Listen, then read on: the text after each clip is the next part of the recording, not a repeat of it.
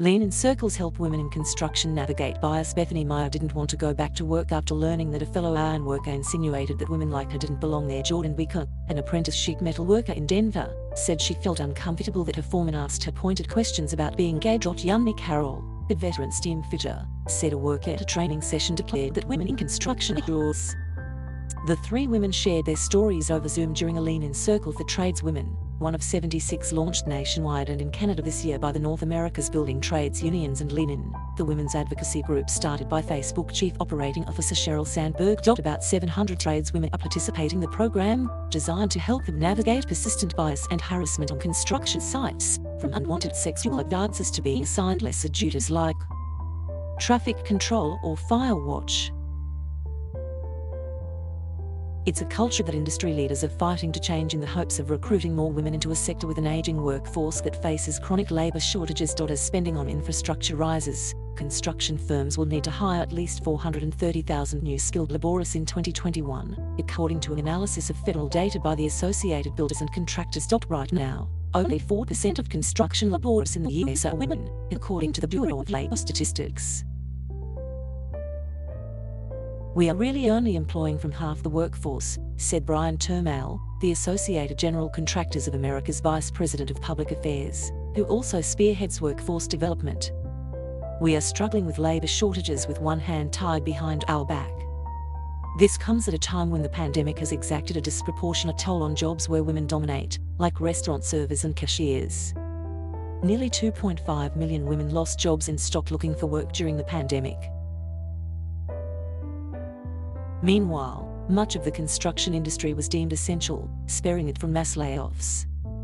For advocates, it is evidence that more women should aspire to construction careers, which start with paid apprenticeships and can lead to unionized jobs with middle-class wages. The median salary for plumbers and electricians, for instance, is about $56,000 a year, with the top 10% of earners making $98,000. But only about 2% of plumbers and 3% of the country's electricians are women. We see this all the time. When jobs are higher paid, when jobs have more security, when jobs have higher benefits, they often go to men, said Sandberg, who partnered with NABDO to bring her signature Lean-in Circles program to tradeswomen after meeting Jubaline Cassidy, a New York plumbers union leader who had formed a Lean-in Circle on her own in 2017, and later discussing the idea with Liz Schuler, now president of the AFL-CIO. Cassidy often recalls being told to go home and do the dishes when she first tried to join a union more than 2 decades ago. But her career has also been empowering, and her daughter, Kerry Mercer, followed her into the trades. You're always learning something every day.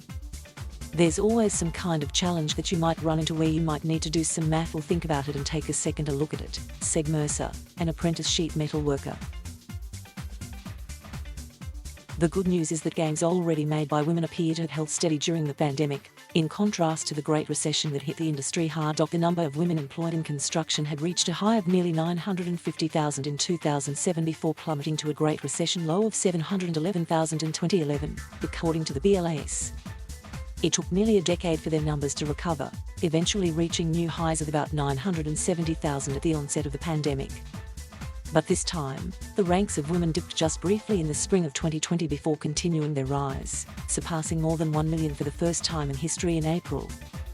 The share of women employed in the industry also rose, reaching 13.2% in 2020, compared to 12.5% in 2016. Since those figures include office roles, but not clear how much of those gains were made by skilled laborers. But the number of women who graduated from NABTU's pre-apprenticeship programs has also increased, reaching an all-time high of 23% of graduates this year, said NABTU Secretary-Treasurer Brent Bieker. Pre-apprenticeship programs targeting women and minorities have proliferated over the past decade, while several thousand women gather each year for NABTU's 10-year-old conference for tradeswomen. In sign of their growing influence, the Ironworkers Union became the first construction union to adopt paid maternity leave in 2017. The most uphill challenge is changing cultural attitudes in the field.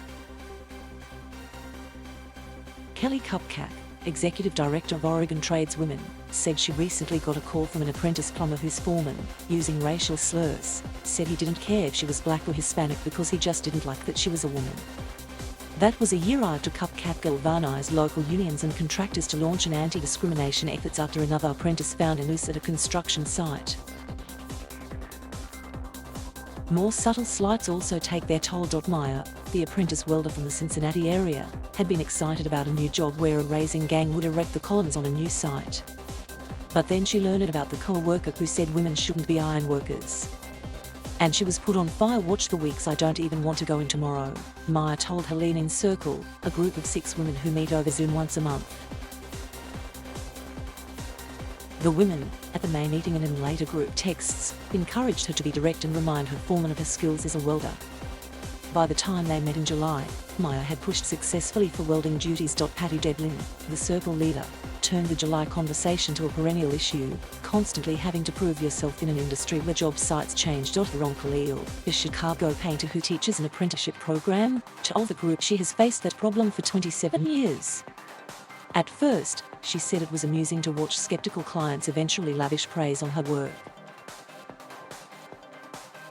But 4 years ago, she was irate when a client at an upscale apartment building told her she couldn't possibly handle a difficult paper-hanging job because she was a woman, and closed the door in her face. Leal's supervisor told her to stay put while he called the client.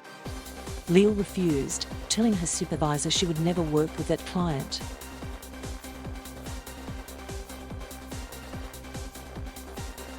Thank you for watching. Please subscribe